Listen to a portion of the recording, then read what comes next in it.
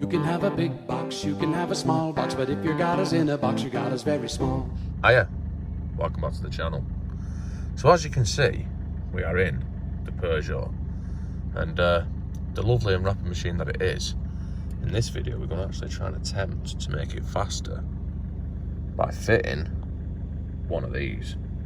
And what is this? Well, this is a tuning box, and what it does is it's got, I'll explain how it works properly a bit further on in the video, but basically it's got a plug there and a plug there, and it intercepts a signal from the fuel pressure sensor to tell the car that the fuel pressure is lower than what it is. So then the car increases the fuel pressure and in turn spunks more fuel into the cylinders and gives you more go.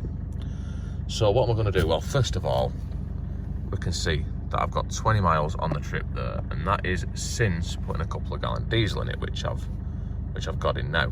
I'm going to compare MPG and I'm going to compare performance. So I'm going to do some kind of performance run, which I will then replicate once I've fitted that shitter, and we can compare the two, as I've done in other videos. As anyone watches my channel will have seen me do similar in the past probably. So for now, I need to go and do, well, a performance run.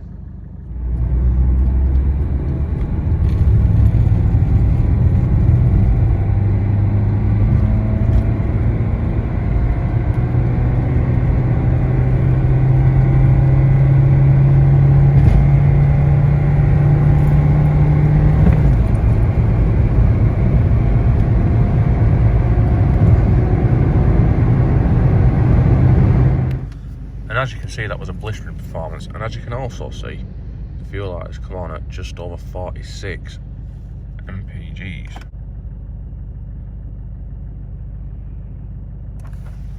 Yes.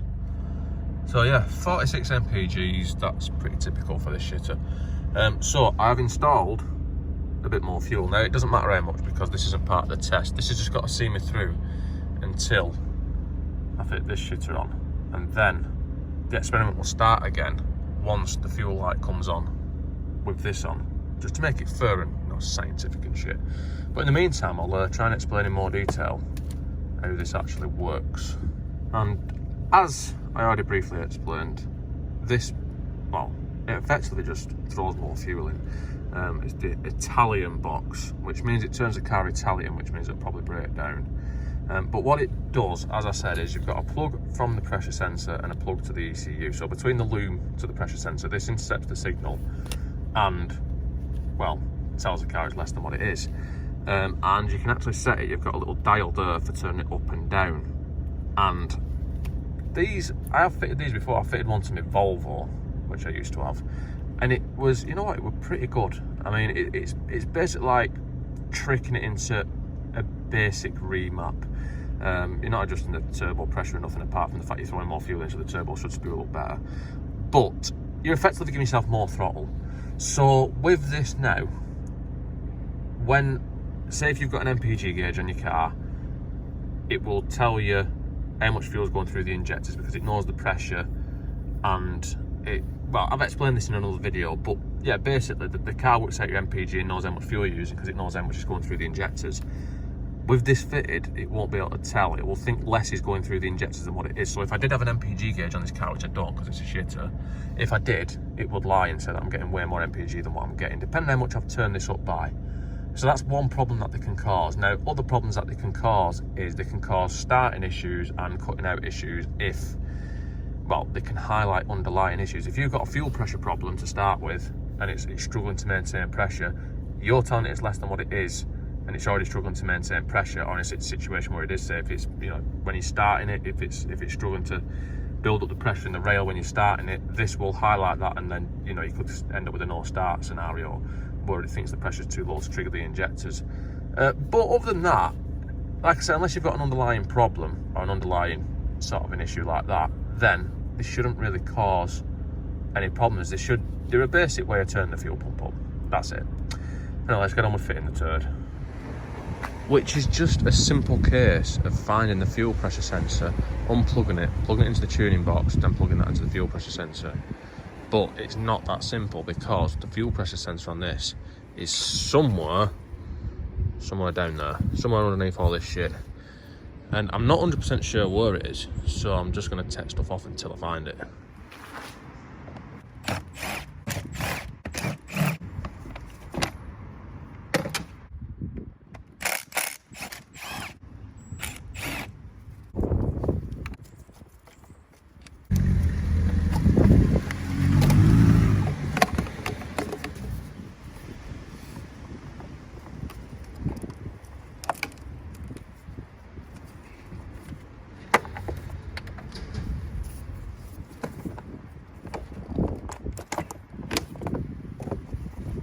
Yes.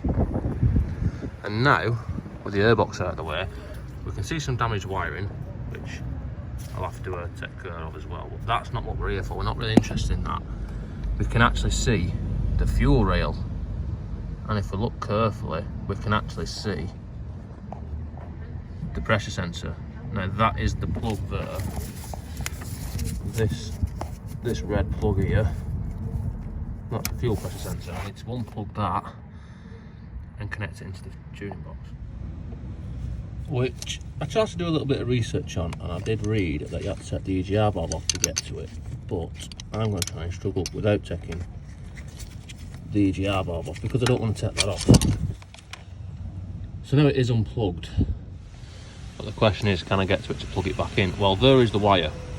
That's the wire going down to it, so that can be pulled out of there because it doesn't need to be down there anymore. And now we can see it a bit better, and we can sort of see how it goes. So this is pretty much the same as that plug there. Now I have been told that I've got to take that yellow thing off there, but I'll try it without first, just because I will. This should plug straight into it. There we go. Look at that. So now that is connected to there, I need to connect this end into the pressure sensor, which is down under there. Yes. So as you can see, that is actually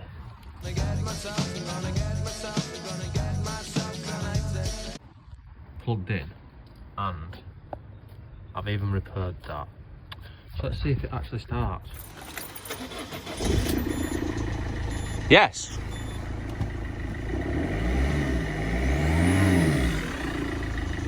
So it does appear that it does actually run. So let's have a look at this. Well, this here, this potentiometer adjusted. Now I'm assuming that that's turning it up so the fuel pressure is all the way up that way, and that's probably more or less standard, so I'm going to put it somewhere in the middle and see what happens. I don't know if it comes through on the video or not, but when I was turning that up and down, the engine note was changing. So anyway, yeah, need to go and try it, but first I need to put it back together. So let's just, by the magic of editing, yes. So as you can see now, it is all reassembled, and I can go and test drive the shitter. Would obviously not before mounting the tuning box in the OEM position. Well, it still starts, so that's a bonus. I have got the tuning box set to about halfway, so let's just see. First impressions, it can't be any fucking slower, can it? No, let's face it. And I can confirm that it is in fact still slow, but it definitely pulls a little bit better. But I reckon it can be a bit quicker, so I'm just going to try and get it dialed in. So I'm going to go all the way and see if that's slower or faster, because I'm not sure which way I'm actually going to turn it. And I can confirm that after spending a couple of minutes getting it dialed in, that clockwise does give it more juice. It's not ever going to be a fast car, but it is definitely less frustrating to drive. So I'm going to use this fuel that's in it, try and get it a bit more dialed in, and then when I put some new fuel in it and do the MPG run, I'll do the performance comparison then. So let's see how we get on. Yes.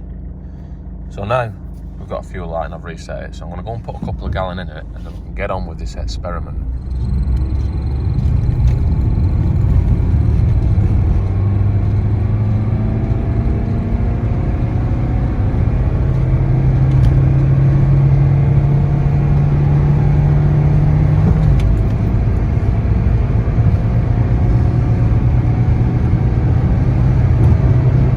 and that definitely did seem to pull a lot better.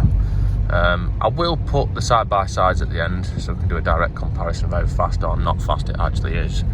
I forgot to mention that I did put 9.08 litres of fuel in, as I always do, to get, well, 2 proper English gallons, so it's easy to work out the MPG. I will say that the car is definitely better to drive. Like, it's just less frustratingly slow. It just pulls better. So yeah, well, let's see what MPG we get at the end, and we'll put the we'll put the direct comparison for science and shit there. Yes, so the fuel light has just come on at, what's that, 44.75 MPG, which, although not a million miles away, is slightly below what I'd typically get in this car. Although, trade-off definitely worth it. Car much better to drive, less of a shitter, more of a race car, more fun to drive.